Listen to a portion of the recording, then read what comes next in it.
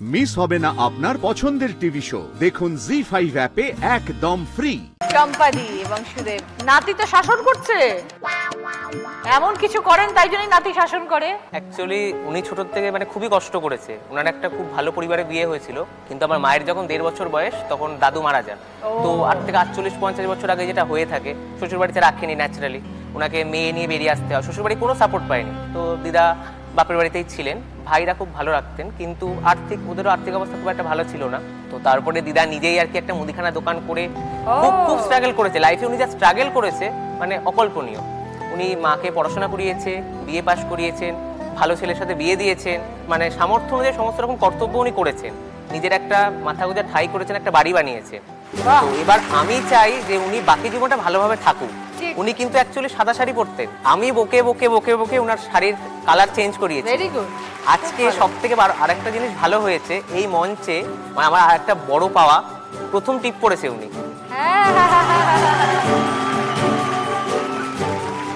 তো এই জন্যই সারাদিন এইসব নিয়ে উনি বকা খেতেই থাকে।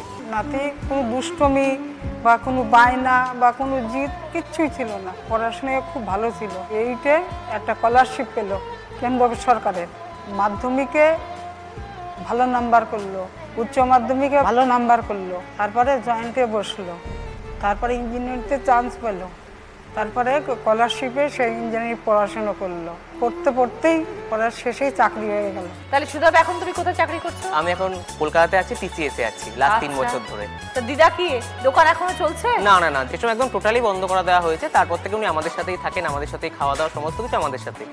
এই ছুটির দিনে আমি যখন বাড়িতে যাই তখন আমার সাথে বসে গল্প করা। আচ্ছা, তুমি ওখানে থাকো না? তোমার না, আমি তো কলকাতা থাকতে হয়। উনি আসেন, উনি মাঝে মাঝে আসেন আমার এখানে। কোথায় থাকে?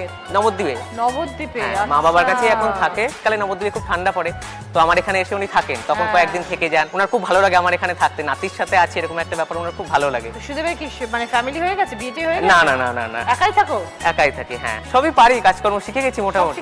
আমার মা আমাকে সবকিছু শিখিয়ে দিয়েছে, রান্না বান্না সবকিছু। হ্যাঁ, এ টু জেড। মা এসেছে?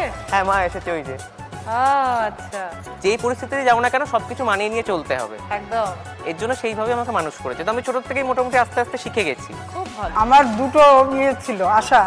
একটা আশা হচ্ছে তোমার কাছে আসা, তোমার সাথে কথা বলবো, আর একটা আছে আশা নাতির বিয়ের বউ দেখা। হ্যাঁ, সেটা তো হয়ে যাবে। সেটা পেয়েছেন কাউকে? কিছু তো বলেন না। বলে না? না না, কেউ নেই, আপাতত কেউ নেই। যখন হবে নিশ্চয়ই আপনাকে জানাবে। হ্যাঁ হ্যাঁ। নাত বউ কেমন হওয়া চাই, গুণ কেমন থাকতে হবে? উনি অ্যাকচুয়ালি খুব সুন্দরী ছিলেন। এবার হচ্ছে গিয়ে এটা কিন্তু অরিজিনাল চুল, কোনো কালার করা না, কিন্তু 8 বছর বয়স হয়ে গেছে। হ্যাঁ, দাঁতও সব ঠিক আছে। তো উনার আর কি খুব যা তা পছন্দ হয় না, কাউকে হয়তো দেখালাম চলবে না, আগেই রিজেক্ট। ও আগেই রিজেক্ট। ওনার নাক খুব উঁচু এই ব্যাপারে।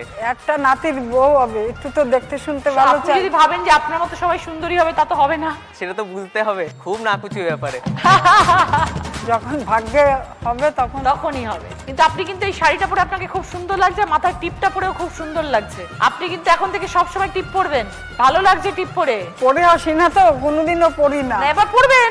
সবকিছু শুরু করা যায় নতুন করে, আমার কথা নতুন এটাই। করে শুরু করা যায়। এবার যখন নাত বউ আসবে দেখবেন তখন সালোয়ার কামিজ পরতে হবে। জি5 ডাউনলোড করুন আর সব এপিসোড দেখুন একদম ফ্রি।